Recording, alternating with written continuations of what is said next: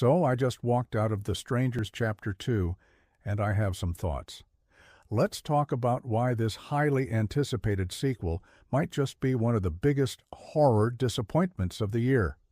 First off, have you ever heard of mid-trilogy slump syndrome? It's that feeling when the second part of a trilogy just feels like filler, a bridge to get to the finale. Well, Chapter 2 is a textbook case. It doesn't really stand on its own.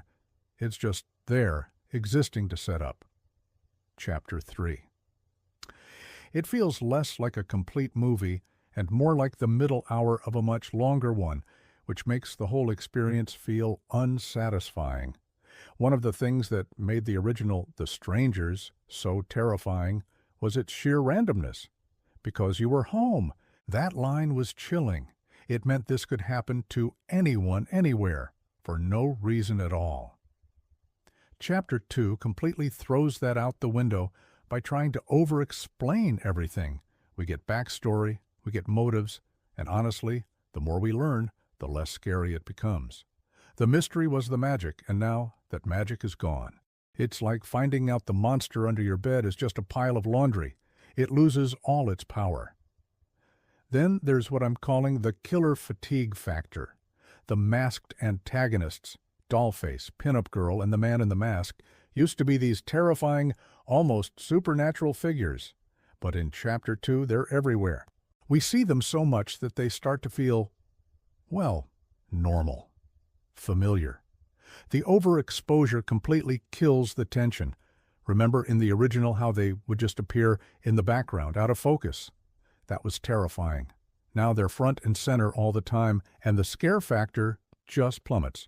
They've gone from being cryptic phantoms to just regular people in masks, and that's a huge letdown. And can I talk about the structure? It's basically a carbon copy of Chapter 1. Maya runs, Maya hides, a killer pops out, she runs some more. It's the same sequence of events, just in a slightly different location. The repetitive nature makes the whole thing feel predictable and, dare I say, boring. You know exactly what's coming next because you just saw it happen a few scenes ago. There are no new ideas here, just a rehash of the first film's framework, and it feels lazy. This brings me to my next point. All the flaws from Chapter 1 are back, and they haven't gotten any better with age. The questionable character decisions, the moments where you're screaming at the screen, "Don't go in there!" It's all here. Instead of learning from the critiques of the first movie, Chapter 2 doubles down on them. It is like they took all the weakest parts of the first film and decided to make them the main focus of the sequel. And finally, the jump scares. Oh, the jump scares. A good horror movie earns its scares through atmosphere and suspense. Chapter 2 just throws loud noises and sudden movements at you every few minutes. They're cheap, they're predictable, and they're not effective. After the third or fourth time, you just get numb to it. It's a sign of a movie that doesn't trust its own story to be scary. So it resorts to these lazy tricks to try and get a reaction from the audience. It's quantity over quality, and it really cheapens the experience. Look, I wanted to love this movie. I really did. But The Strangers Chapter 2 feels like a missed opportunity.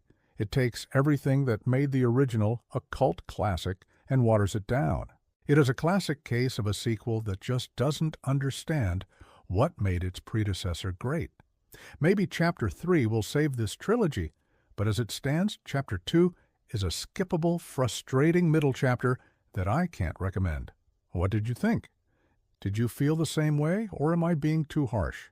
Let me know your thoughts in the comments below, and if you enjoyed this breakdown, don't forget to like this video and subscribe for more movie reviews.